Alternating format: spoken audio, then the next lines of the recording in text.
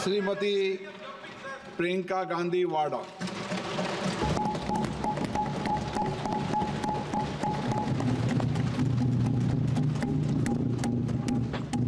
नमस्कार। माननीय अध्यक्ष महोदय जी, आज आपने मुझे इस सभा में बोलने का मौका दिया, इसके लिए मैं आपकी बहुत बहुत आभारी हूँ। सबसे पहले जो सुरक्षाकर्मी, जो जवान अफसर 13 दिसंबर को संसद की सुरक्षा के लिए शहीद हुए, उनके प्रति मैं श्रद्धांजलि व्यक्त करना चाहती हूँ। उन्नाव में मैं एक रेप पीड़िता के घर गई, उसे जलाकर मार डाला था। वो शायद 20-21 साल की होगी। हम सब के बच्चे हैं। हम सोच सकते हैं कि अगर हमारी बेटी के साथ बार बार बलात्कार हुआ और फिर जब वो अपनी लड़ाई लड़ने के लिए गई तो उसको जलाकर मार डाला गया होता तो हम पर क्या बीतती। मैं उस बच्ची के पिता से मिली। उसके खेत जलाए गए थे, उसके भाइयों को पीटा गया था, उसके पिता को बाहर से घर के बाहर घसीट कर मारा गया था। उस पिता ने मुझे बताया कि बेटी, मुझे न्याय चाहिए। मेरी बेटी अपने एफआईआर को दर्ज करने के लिए जब ज़िले में गई तो उसको मना किया गया। अगले ज़िले में जाना पड़ा उसे।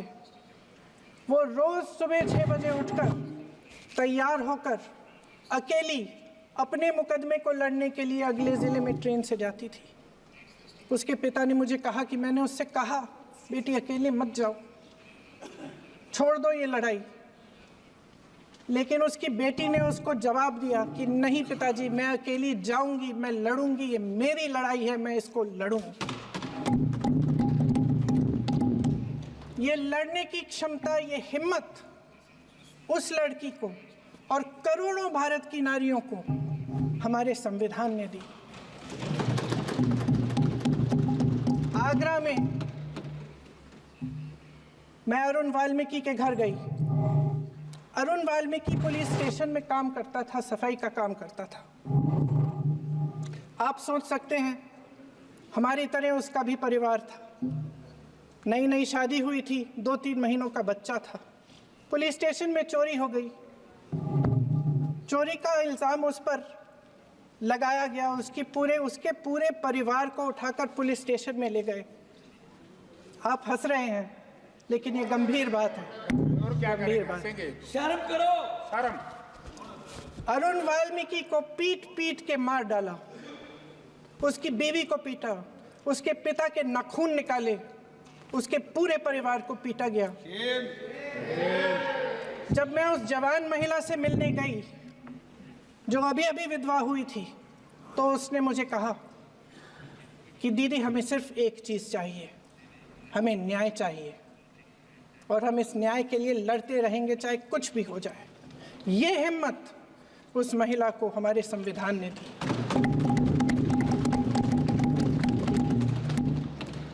संभल के कुछ लोग आए थे हमसे मिलने, जो मृतकों के परिवार के सदस्य थे। उसमें 2 बच्चे थे, अदनान और उज़ैर। आप सुनिए। उसमें 2 बच्चे थे, अदनान और उज़ैर।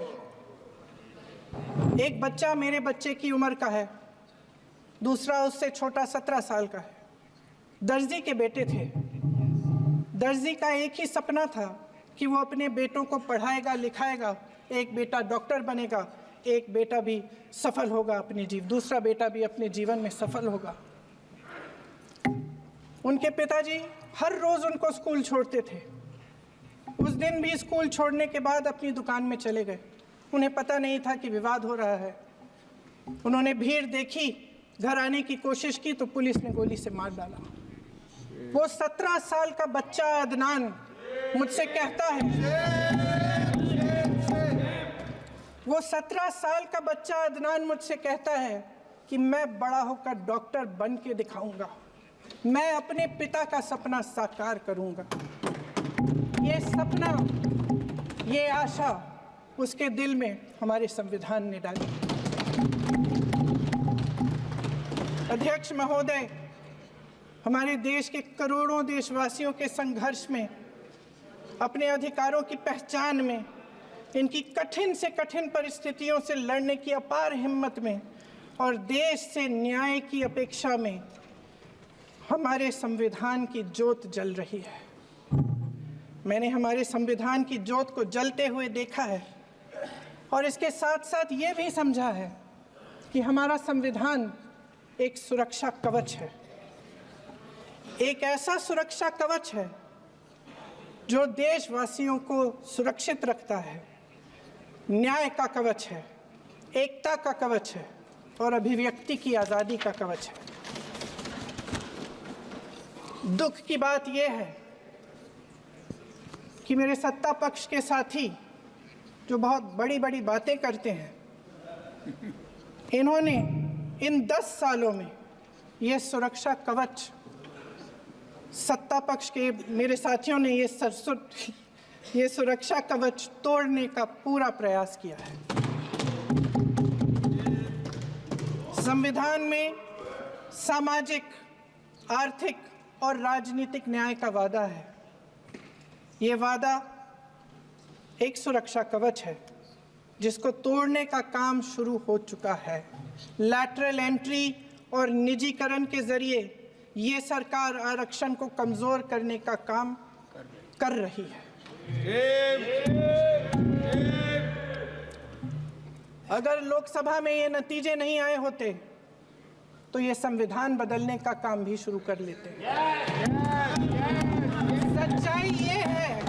सच्चाई ये है अध्यक्ष महोदय कि आज संविधान बार बार इसलिए कह रहे हैं क्योंकि इस चुनाव में इनको पता चल गया कि इस देश की जनता ही इस संविधान को सुरक्षित रखेगी, कि इस चुनाव में हारते हारते जीतने से इन्हें एहसास हुआ कि ये संविधान बदलने की बात इस देश में नहीं चलेगी। आज चुनाव की वजह से शायद इतनी बातचीत हो रही है नारी शक्ति के बारे में क्योंकि हमारे संविधान ने महिलाओं को ये अधिकार दिया, उनकी शक्ति को परिवर्तित किया वोट में। और आज आपको पहचानना पड़ रहा है कि महिलाओं के बिना, कि नारी शक्ति के बिना ये सरकारें नहीं बन सकती हैं। इसीलिए आज आप नारी शक्ति की बातें दोहरा रहे हैं। जो आप नारी शक्ति का अधिनियम लाए हैं उसको लागू क्यों नहीं करते? वो 10 साल बाद लागू क्यों होगा? क्या आज की नारी 10 साल इंतजार करेगी उसके लागू करने के लिए? क्या बात है, क्या बात है।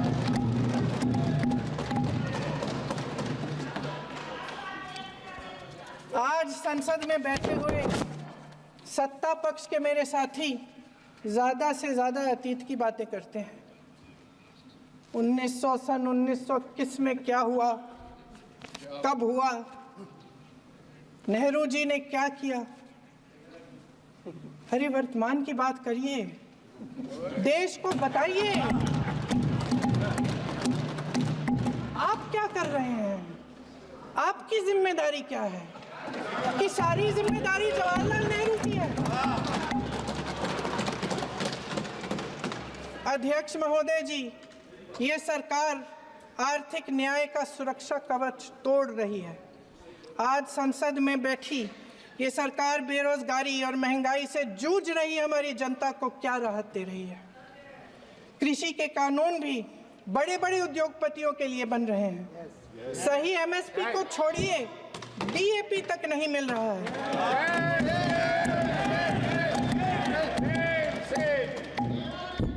वायनाड से लेकर ललितपुर तक इस देश का किसान रो रहा है। आपदा आती है तो उसको कोई राहत नहीं मिलती। भगवान भरोसे है आज इस देश का किसान, उसको छोड़ दिया गया है। आज हिमाचल में देखिए, जितने भी कानून बने हैं वो सब बड़े बड़े उद्योगपतियों के लिए बन रहे हैं। हिमाचल में जो सेब उगता था उसके जो छोटे छोटे किसान हैं वह रो रहे हैं क्योंकि एक व्यक्ति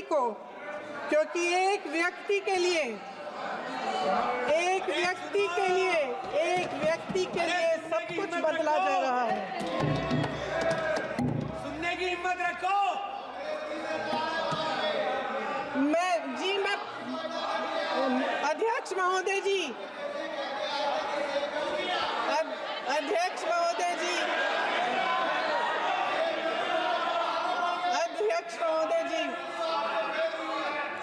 महोदय जी, अडानी जी को सारे कोल्ड स्टोरेज प्रदेश की सरकार ने नहीं दिए। अडानी जी को सारे कोल्ड स्टोरेज आपकी सरकार ने दिए हैं। देश देख रहा है, देश देख रहा है कि एक व्यक्ति को बचाने के लिए 142 करोड़ देश की जनता को नकारा जा रहा है। सारे बिजनेस, सारे संसाधन, सारी दौलत, सारे मौके एक ही व्यक्ति को सौंपे जा रहे हैं।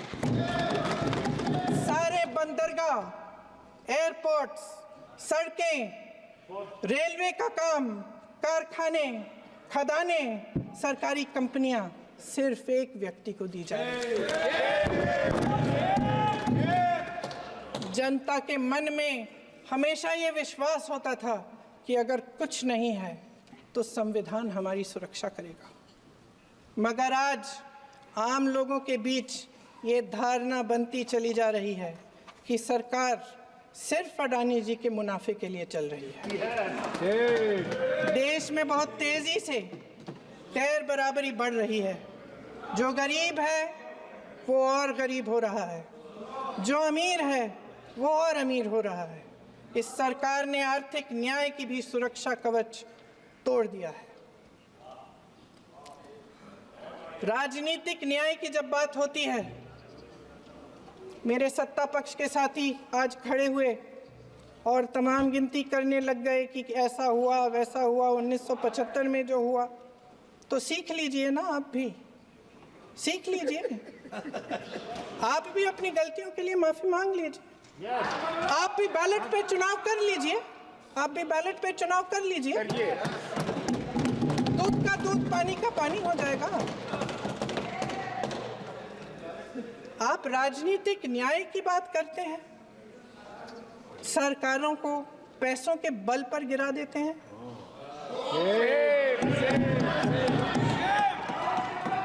मेरा आग्रह है कि अपन संविधान में सकारात्मक बोले।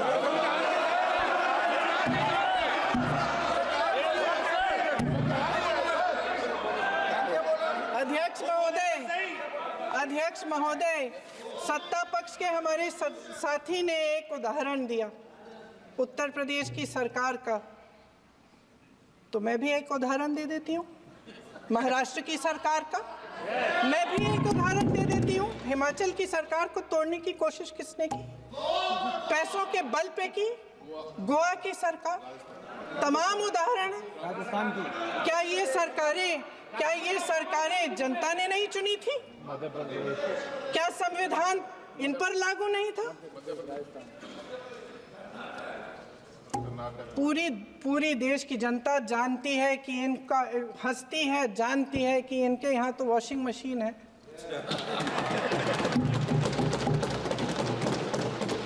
तो यहाँ से वहाँ जाता है, वो धुल जाता है। इस तरफ दाग, उस तरफ स्वच्छता।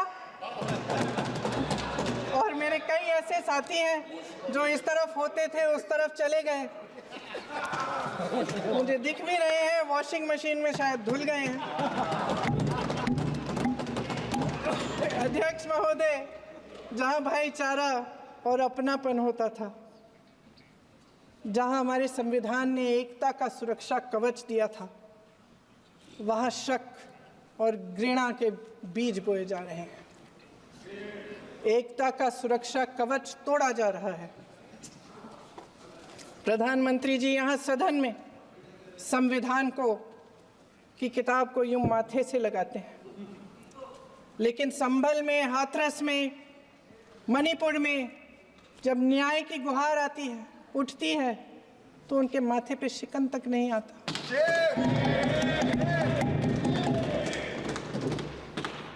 शायद समझ नहीं पाए हैं कि भारत का संविधान संघ का विधान नहीं है।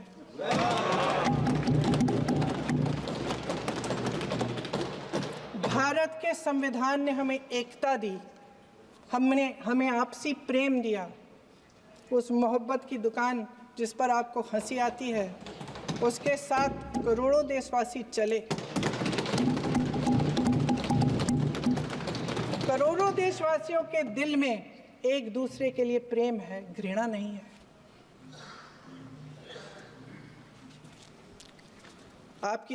इनकी जो विभाजनकारी नीतियां हैं, उसका नतीजा हम रोज देखते हैं। राजनीतिक फायदे के लिए संविधान को छोड़िए, देश की एकता को भी ये रख नहीं सकते, इसकी सुरक्षा नहीं कर सकते। हमने संभल में देखा, मणिपुर में देखा। दरअसल इनका कहना है कि अलग अलग इस देश के अलग अलग हिस्से हैं, लेकिन हमारा संविधान कहता है कि ये देश एक है और ये देश एक रहेगा। जहां खुला विवाद होता था, अभिव्यक्ति का सुरक्षा कवच होता था, इन्होंने भय का माहौल पैदा किया है।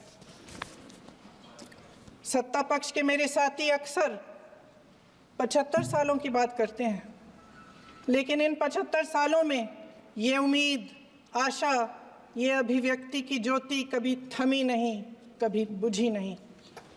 इस देश की जनता ने खुलकर आलोचना की, निडर होकर धरने किए, प्रदर्शन किए। जब जब जनता नाराज हुई, तब तब सत्ता को ललकारा, उसे चेतावनी दी, बड़े से बड़े नेताओं को कटघरे में खड़ा किया, उनसे जवाब मांगा, न्याय मांगा। इस देश के छोटे छोटे से नुक्कड़ की दुकानों में, चाय की दुकानों में, इस देश के घरों में, गलियों में, मोहल्लों में, अखबारों में, प्रकाशन घरों में, न्यायपालिकाओं में चर्चा कभी बंद नहीं हुई। लेकिन आज ये माहौल नहीं है। आज जनता को सच बोलने से डराया जाता है, धमकाया जाता है। पत्रकार हो या विपक्ष का नेता हो या किसी यूनिवर्सिटी का प्रोफेसर हो, छात्र संघ हो या कर्मचारियों का संगठन हो, सबका मुंह बंद कराया जाता है। किसी पे ईडी, किसी पे सीबीआई, किसी पे इनकम टैक्स, फर्जी मुकदमे लगवाए जाते हैं, जेल में डाल दिया जाता है। विपक्षी नेताओं को जेल में डाल दिया जाता है, उनको सताया जाता है। किसी को नहीं छोड़ा इस सरकार ने। देशद्रोही कह के उत्तर प्रदेश में मुझे याद है कुछ अध्यापिकाएं प्रदर्शन कर रही थी, उन पर मुकदमा डाल दिया देशद्रोही का, उन्हें देशद्रोही कह दिया। इन्होंने देश का पूरा माहौल भय से भर दिया है। इनकी मीडिया की मशीन झूठ फैलाती है, तरह तरह के आरोप लगाती है, और शायद वह भी भय में ही है। महोदय, मैं इस सदन को याद दिलाना चाहती हूँ कि ऐसा डर का माहौल देश में अंग्रेजों के राज में था। जब इस तरफ बैठे हुए गांधी की विचारधारा वाले लोग आज़ादी की लड़ाई लड़ रहे थे और उस तरफ वाली विचारधारा वाले लोग भय में रहकर अंग्रेजों के साथ साठगांठ कर रहे थे। लेकिन अध्यक्ष महोदय, भय का भी अपना स्वभाव होता है। भय फैलाने वाले हमेशा भय का खुद शिकार बन जाते हैं। ये प्रकृति का नियम है। आज इनकी भी यही हालत हो गई है। भय फैलाने के इतने आदी हो गए हैं कि खुद भय में रहने वाले हैं। चर्चा से डरते हैं, आलोचना से घबराते हैं। कई दिनों से हम मांग रहे हैं कि चर्चा करिए, लेकिन चर्चा करने की हिम्मत ही नहीं है।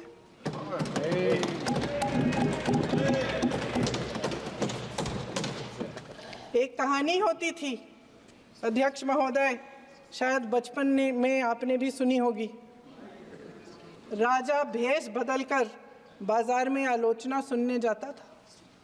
ये सुनने जाता था कि प्रजा मेरे बारे में क्या कह रही है, मैं सही रास्ते पे चल रहा हूँ कि नहीं। लेकिन आज का राजा, भेष तो बदलते हैं आज के राजा, शौक तो है उनको भेष बदलने का, लेकिन न जनता के बीच जाने की हिम्मत है और न आलोचना सुनने की। महोदय, मैं तो सदन में नहीं हूँ।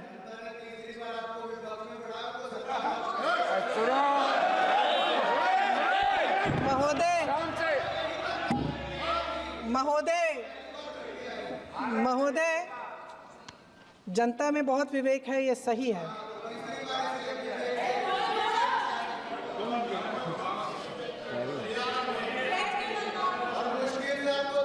अच्छा महोदय, मैं सदन में नहीं हूँ, कुछ, हाँ ठीक है, मैं सदन में नहीं हूँ, मात्र 15 दिनों से आ रही हूँ। लेकिन मुझे ताज्जुब होता है कि इन 15 दिनों में इतनी बड़े इश्यूज़ हैं, इतनी बड़ी बातें हैं। प्रधानमंत्री जी मात्र एक दिन के लिए, शायद 10 मिनट के लिए दिखे हैं सब।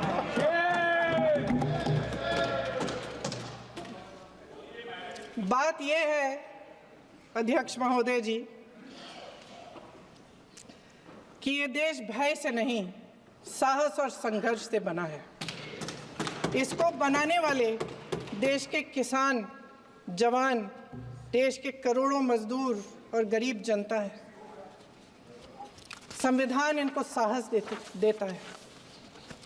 मेहनती मिडिल क्लास है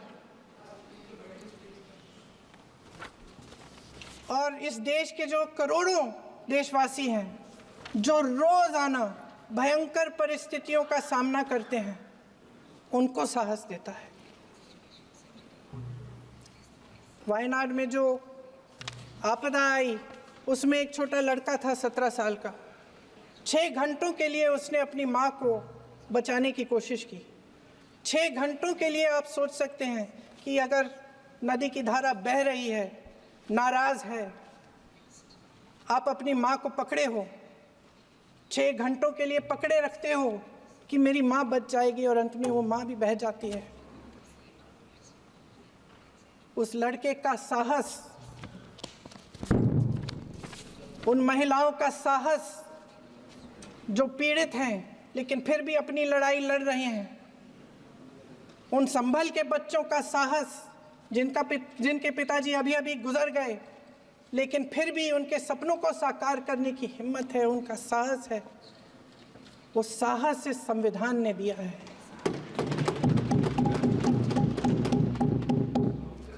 वो आत्मविश्वास इस संविधान ने दिया है।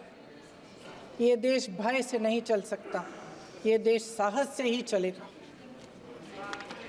भय की भी सीमा होती है, और जब वो सीमा पार हो जाती है, जब किसी को इतना दबाया जाता है कि उसको लगने लगता है कि अब मेरे पास खोने के लिए कुछ नहीं है, तब उसमें एक ऐसी शक्ति पैदा होती है जिसके सामने कोई कायर खड़ा नहीं हो सकता। ये देश कायरों के हाथों में ज़्यादा देर तक कभी नहीं रहा है। ये देश उठेगा, ये देश लड़ेगा, सत्य मांगेगा, सत्यमेव जयते। जय हिंद।